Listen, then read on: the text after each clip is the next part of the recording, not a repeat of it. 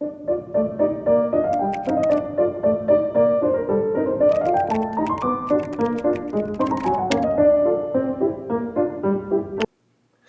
Michael, I'm so happy to have you here. This is Michael Heaston.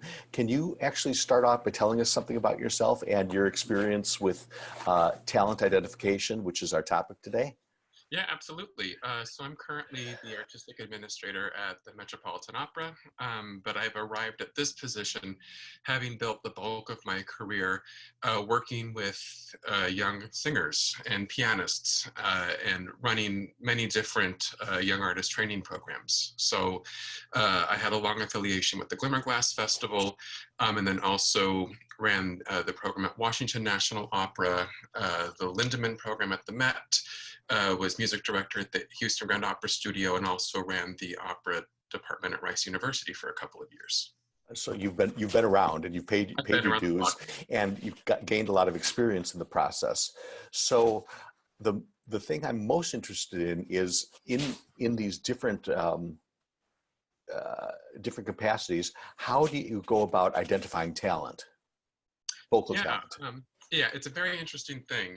For me, so much of identifying talent was um, really tuning into what an individual artist had to offer. It would always go back to, does this person move me in some way? Am I aware of what their artistic, that unique thumbprint is of their artistry? Um, I've always been driven to hire and discover artists that have something to say, even at a very young age. But I want to know that they have a musical and an artistic opinion, and that they aren't just coming in and trying to be correct. Um, which is it's kind of an interesting dichotomy, because when people are at that phase, you know, there's such a large amount of education that they're receiving in coaching and voice lessons, and I want to know that they've assimilated that information and made it their own. And that can always come across to me in an audition setting. So you look for some sort of a level of radiance, I assume, and perhaps ability to communicate. Yes, absolutely. And I want the communication. I want to be able to close my eyes and to hear it in the voice, or I want to hear it when the pianist plays. I want to have the sense that it's coming from deep within them, and it's not just something that feels compulsory. Would you say that you're looking for a clarity of intention, of artistic intention?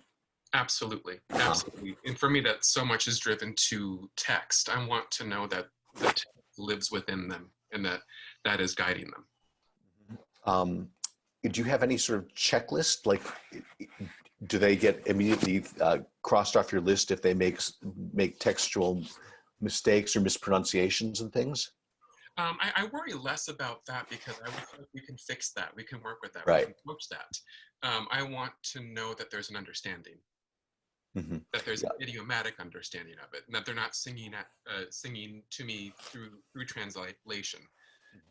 I think so often it's easy to feel that singers sing through translation instead of making the next step of just the text lives within them in an interesting way, because that's when very subtle changes of timbre and color will come in. And that approaches the way that a native speaker of that language would use it. And that's what I'm interested in.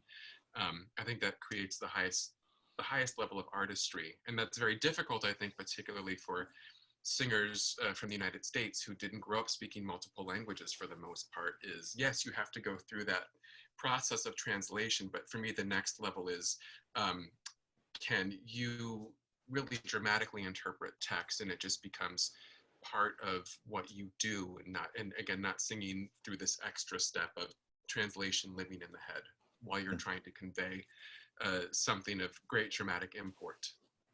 So an emotional understanding is what you were referring to earlier, so Yeah, that they actually take all this knowledge and recycle it within themselves and absolutely. bring it back to you. Great. I'm totally with you on this. This is wonderful. What about acting? Yeah, I mean, acting for me, I feel like it's something that most places are still trying to figure out how to incorporate acting training with singing training. I don't know that anybody's getting it 100% right now. Well, It's everything is changing too, because the needs we're acting now for the internet versus for the Metropolitan Opera. Exactly, exactly. And you can't necessarily please everybody with what they Right. want from acting from a singer. So for me, again, it always goes back to text first. I need to know that that's where you have to start as an actor, is to figure out, how am I going to interpret this text and what can I do with it and to bring this character to life. Um, I think it's very easy. Again, this goes back to my thoughts about singing through translation. I think it's very easy to get into physicality and overdoing a physicality to equal acting. And I Uh-huh. think that we need that physicality so people are in their bodies, which we hope all singers are deeply in their bodies because they're connected to their breath and their body is their instrument. But I do believe that it's very easy for gestures to become a substitute for text interpretation. Mm-hmm. And Schmacting. exactly, Uh-huh. exactly. So easy for people to schmack.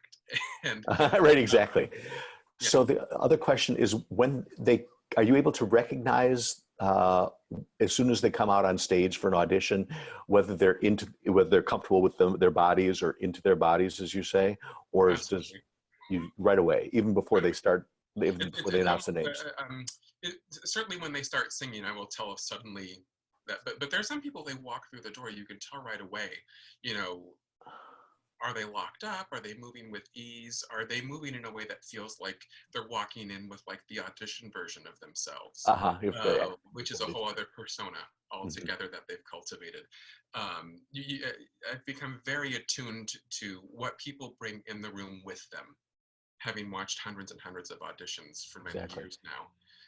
You do bring a whole story of yourself anytime you walk into an audition room. You have to decide what story you want to tell that day, and what energy you want to bring into the room. And I think if you can bring an energy in the room that is engaging and uniquely you, so that we get a sense of who is this person, I Hmm. think that is always the best strategy, instead of trying to come in and present an air of what you think we want Right. you. So you're looking to actually know them or have a sense of who they actually are. Yeah, I definitely think that, because I think that the artists we find the most fascinating are able to put a little bit of themselves into everything that they do. Hmm. And if I have a sense of who that person is, I think I'm going to understand their performance even better. Okay, that this is terrific. So, but does this vary for the different the different auditions that you're doing? There's auditions for contests. There's auditions for young artist programs, which is sort of a contest too, but you're going to be working with them over a long amount of time. Yes. Uh, so are you looking for something different for those two things, for Well, contests? yeah, that's a very good question. And I would say that, especially with the Young Artist Program, there is a different sort of, there's a larger breadth of what I'm looking for. For me, the talent is obviously the price of admission for that. But when I'm looking at a young artist, I'm looking into the future and looking at the career potential. Uh-huh. But I'm also looking at, is it the right time for us to be together? Are they at the place where they can get the most out of the program that I'm running? And Mhm. are they at a place where I believe we can take them beyond what even they think their potential is? But I'm also digesting, is this a person I want to be around for a summer, Right. for 9 months? Is this the right energy for the company? Are they the kind of personality that's going to fit in with the ethos of what we're going for? Because so many young artists actually become representatives of the company in a major way. And so I do want to know, is this a personality that, we want to see every day and work with? I Right. want to know that they're easy to work with. It's a little different when you're in competition. I mean, that Because really is you'll trying to never make, see, you might not see them again till the yeah, next competition. yeah, exactly, exactly. And when I'm in competition, or if I'm listening to cast for a very specific role at a professional level, there's so much involved with that. Can they do what we're requiring of them right now? Mhm. There's a sort of listening for potential and trying to divine what sort of career someone might have if we're looking for somebody to enter a young artist program for a given length of time. So young artist program that has cover obligations is different than just young artist program that's for development. Yeah, exactly. There is an element with I need to know that they can safely cover this role now, or even perform this small role now, but I don't need them to perform a leading role. So Mhm. I can take a chance on the diamond in the rough voice that I think, my gosh, that is a world class sound. It just hasn't gotten all the information it needs yet. But once we give this artist all that we have to offer, that's a voice that we might not lose if we Right. just get them into this program and give them what they need for 2 to 3 years. So for young artist programs, how are you able to discern if they have the right sort of personality and an openness and a desire to learn and grow? How Yeah, can you do that? yeah.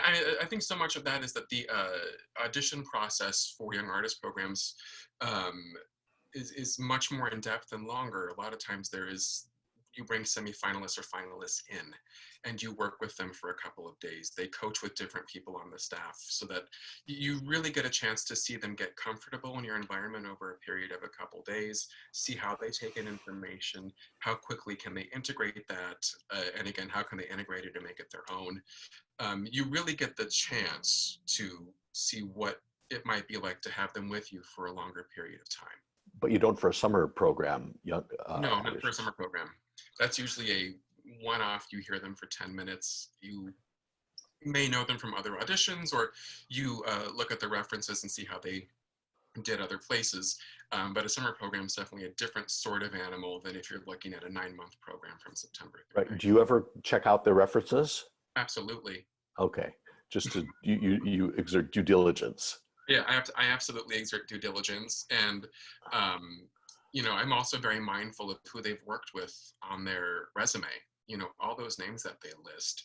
As you know well, we all know each other, Right, so exactly. it's a very easy email or phone call to find out how somebody did somewhere, and to make sure that people actually know them, and that Well, you isn't haven't that just the put a truth? name. How many times have I judged competitions and seen the resume and my name has been on their Yeah. resume? I have no idea who they are. Yes. Or Yes. maybe that they'd coached with me once 15 years ago or something and they Right. added me to their resume. It makes no sense. Exactly. I remember the great violinist Nathan Milstein in London.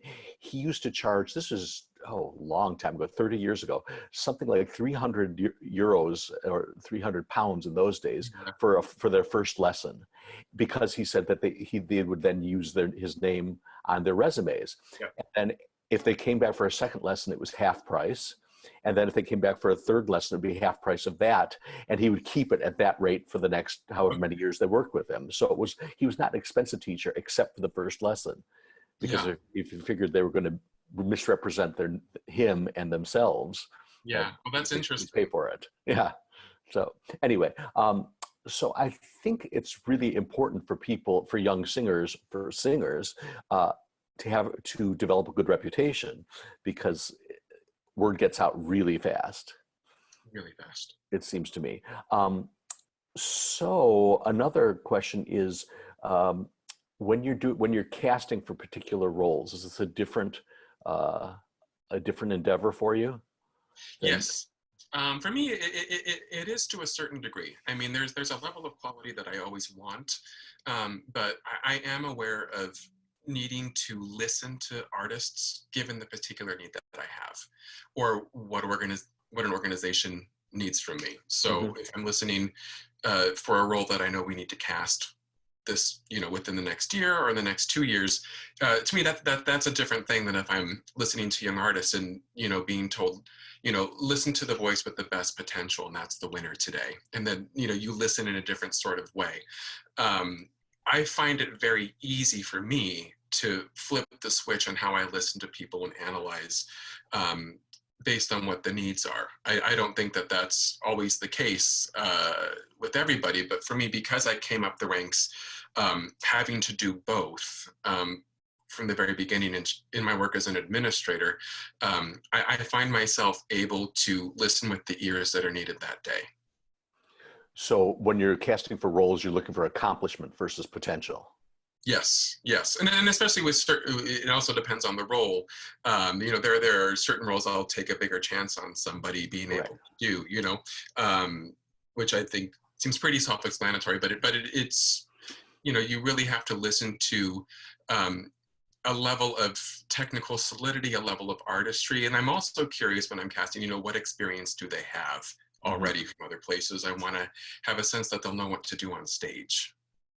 Yes, I remember a few years ago at the Met, there was a production of Tosca, and I remember lots of people were complaining about the Tosca, and it was opening night production, and I said, okay, there's a lot of pressure on whoever's singing the title role. There might be people that you and I know who have sung the role and sing it beautifully, but can they withstand this sort of pressure? I think that has to be factored into any sort of judgment. Absolutely, absolutely. You want to know, what can someone handle with adrenaline? Exactly. And, can they handle dramatic demands? Do they know what that line is for them, where if they go too far that they compromise the vocalism? So you want to have people that are battle tested in performances on different stages, and they can kind of roll with the punches. Yeah, battle tested. That's a really good term. I like that. That's what it is. So my next question is, so when you're auditioning, say, for a young artist program, even for a contest, there is also the question of accomplishment versus talent, because if they can't somehow bring their ideas over, then they're just not ready for anything. Right. You've got to be able to discern the ideas that they have. Yes. Yeah. I think always, all of us go into the theater wanting to be moved. Right. And I don't think it's, I think it's very easy for people to think that comes later, that because people can very easily get into, I don't mean this pejoratively, but into an academic mindset where they're used to people telling them no, no, no, no, no all day long. And that they're used to being in a place where they feel like, oh, I'm not doing it right. I need to improve and improve and improve. Yes, what we do is a vocation and it's a commitment to lifelong learning, but it's never too soon to think that you still have something to say. And when I work with a lot of artists that are at competition age still or on young artist program age, I feel like I'm spending a lot of time in their early days with them, giving them permission to be the artist that they want to be, and to tell them to take a risk, because a lot of that has been beaten out of them. And I honestly, what I want to get them back to is the feeling that they had when they first fell in love with this. And to go back to that, because ultimately that's what goes across the footlights. That's what keeps us going to the theater, is people move us. And it's, I think you can move us and still do a lot of things, quote unquote, correctly. But I want people to feel like they can reclaim their artistry often sooner than they almost believe they can. Mm-hmm. And their ability to communicate, or their desire to communicate, both those things. Interestingly, and this probably won't surprise you, when I teach my grad students at Manus, of which I've been doing for many, many, many years, I always say, what do you think we on the other side of the table are looking for? And you know what they always think? They think we're looking for technique. Yeah. But it sounds like you and we're looking for a certain level of technique, enough so that they can communicate their ideas. Yeah, exactly. I always believe that technique and talent are the price of admission. So that got you in the door. I want to see what you're going to do with it now. Technique is the means to the end. Yeah, it seems to me. Exactly. That the technique allows you to use the whole toolbox available to you. But what you build with it, go for it. Design it, build it, do it. Fabulous. Michael, this is so succinct and so perfect. Also, I love it because I agree with you on every single point down the line. Great. So I don't really need to take up any more of your time unless there's anything that you feel that you would like to say, knowing that this is an audience, I would assume primarily of aspiring singers and occasionally just people interested in the insides of the business.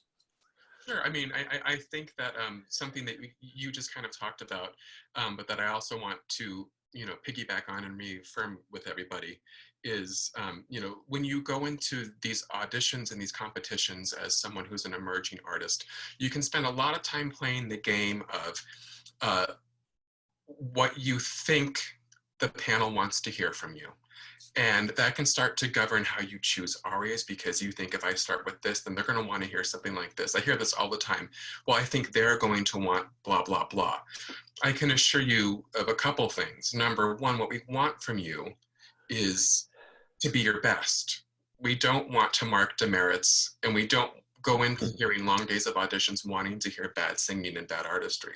It would make us so happy to only hear amazing people who are confident in themselves back to back to back to back all day, and to make our lives torture trying to figure out who we want to hire and who we want to win.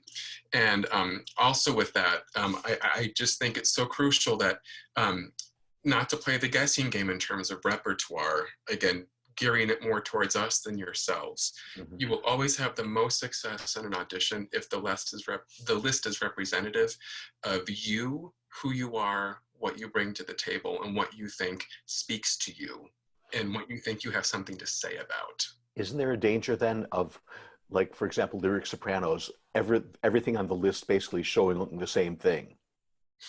I think that you have to show some variety within what you can do. Mm-hmm. So obviously we don't want to hear the same aria over and over and over again. In three different languages. But I think absolutely we need different languages, we need different styles.